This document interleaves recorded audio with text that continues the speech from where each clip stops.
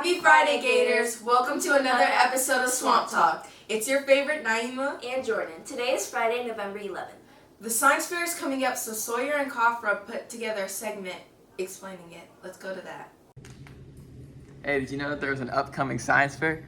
Here are two interesting projects that these students came up with.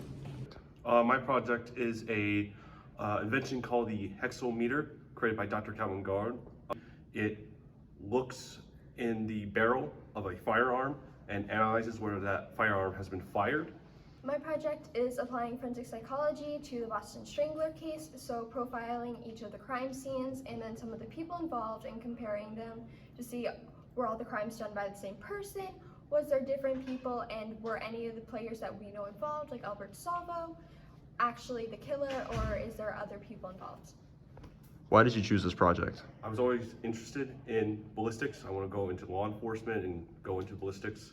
To me, it's just intriguing learning about a firearm and all its workings and how we can use that to solve cases.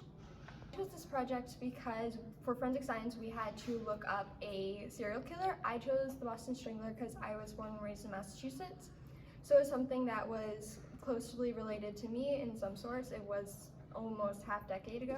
The school science fair will be held during the week of December 18th. 12 students will be chosen from the science fair to go to Pasco County and present their science fair projects against other schools on February 10th. For more information, you may scan the QR code listed here. Wow, that low-key seems like fun. Gators, it's finally November, which means it's Christmas time! Wait, what? Let's not be so quick to skip my birthday month now. Anyways, November is my favorite month, not only because of my birthday, but because of the weather. Robert did a segment informing us on the weather for today, and a little bit of next week. Let's get a look into that. Well, good morning, Gators. This is our Rob's weather report for Swamp Talk. Let's get into the class-by-class temperatures right now. First period was a crisp 65 degrees, but as you can see, it's getting warmer. That humidity is rising right now. That warm air hitting our Florida state. Right now, second period, 70 degrees. Third period, that big jump between second and third, 76 degrees. And then right now in fourth period, if you're watching Swamp Talk, at 80 degrees. But by the end of fifth into sixth, upper 80s. So overall, hot and humid with lots of sunshine and scattered showers. Now let's look at our 6-day weather forecast. Friday, 86 degrees with a low of 65. Saturday, 86 degrees. Sunday, 84. But then when we get into Monday, Tuesday, and Wednesday, a lot of different changes happening. Cooler weather, possibly. It depends on that cold front coming in right now. 63 degrees for Monday, 63 degrees for Tuesday, and then that nice crisp 60 degrees on Wednesday. So it depends on what's going to happen with that cold front. And Wednesday, there is a possibility of showers, but we have to wait and see for the long range models. Now let's go into our tropical areas right now. No new tropical cyclones are expected during the next 7 days right now, so everything is nice. There is no danger to the state or the U.S. I mean, after that crazy Hurricane Idalia, everything's a-okay right now. So this was your weather forecast. Now let's go back to the anchors. Calling all seniors, you have until Tuesday, December 6th, 10 a.m. to choose your 2 senior pictures. Remember to go to giante.com, put in your online code and email, select your photos, and make sure to press submit. Our next segment is Gymnast versus Dancer by Izzy and Michaela. Hey guys, I'm Izzy. And I'm Michaela. I'm Sophie. And today we're doing a competition between a gymnast and a dancer.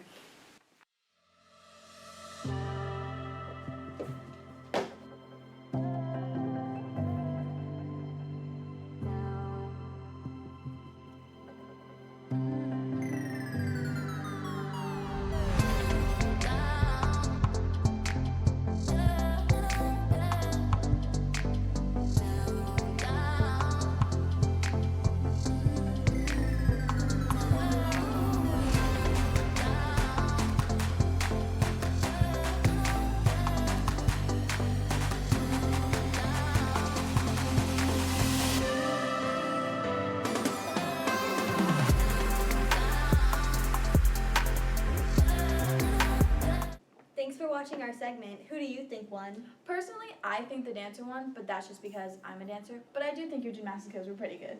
Thank you. Now back to the anchors. Hey, Georgia, do you think I could hit some of those moves? Anyways, Veterans Day is tomorrow, so... Wow! Nah, let me finish it. Veterans Day is tomorrow, so our very own Phoebe put together a segment interviewing military children. What's up, Gators? Tomorrow is Veterans Day. What exactly is Veterans Day for? Well, it's a celebration to honor Americans' veterans for their patriotism, love of country, and willingness to serve and sacrifice for the common good. The very first Veterans Day was celebrated on November 11, 1947 in Alabama, and ever since then, Americans have continued to recognize veterans for their bravery and sacrifice. To bring recognition to our fellow Gators family members who are veterans, here's insight on what it's like having a family member who is a veteran. Hi, my name is Kaylee. My stepdad, Ivan Clark, he was in the Army. He was a AAM-10 heavy equipment transport. He served in Bosnia and he was there for 4 years active duty. He entered the Army due to family, his brothers, all his sisters, family reasons, wanted to continue a legacy, I think. They have told me many stories about the Army and just, traveling and the different cultures. He's definitely encouraged me to want to go also. Hi, I'm Natasha, and my stepdad was in the Air Force. He served in many places, including South Korea, Los Angeles, Puerto Rico. He served for 24 years, and he joined the Air Force to better his life. A story that stands out to me is his first year, he was deployed right across from his brother, who was also in the military, and a few years later, he was across from his other brother, who was also in the military. Hi, my name is Delaney Moore. My dad served in the Air Force as a cyberspace operations officer, and his rank was a lieutenant colonel. My dad served for 26 years in 14 different states and 4 countries. My dad chose to go into the military to provide for his family and serve the great nation. So, my dad was deployed in Iraq for a year when I was first born, and they had to keep journals and write a note to their family just in case they passed while in combat. And I'm reading those notes that I found in the office one day in the journal, and it's so crazy to see that my dad was living a completely different life than how we were here. And it was honestly a little heartbreaking, but really interesting at the same time.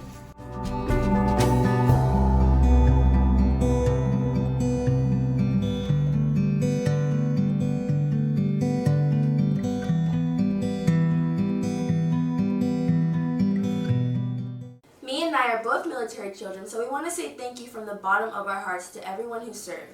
And to everyone who passed away while serving, we appreciate you and your service very much.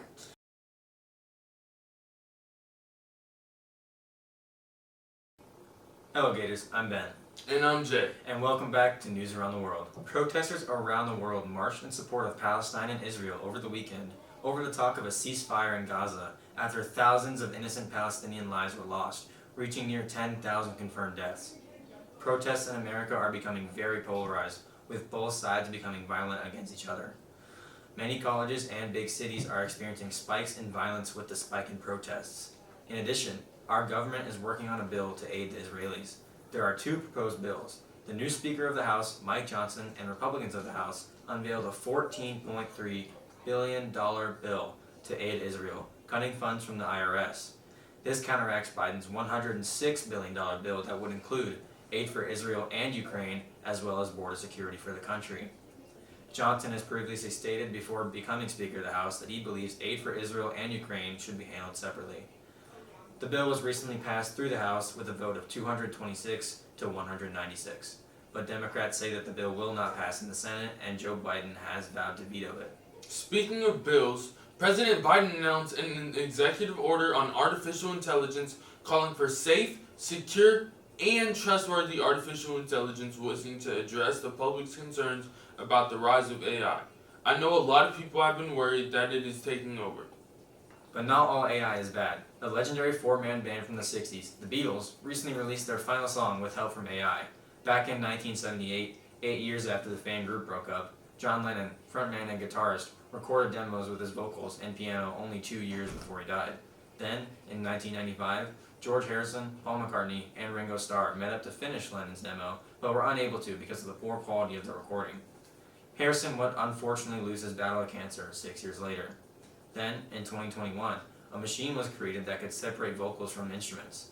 This machine was used to separate Lennon's vocals, which then prompted McCartney and Starr to come together and use Lennon's 1978 vocals, Harrison's 1995 guitars, and McCartney and Starr's new bass and drums to create their final song, Now and Then, officially ending their legendary discography. That's all we have for today, Gators. Now back to the anchors. Have an amazing weekend and tune in next week for another episode of Swamp Talk.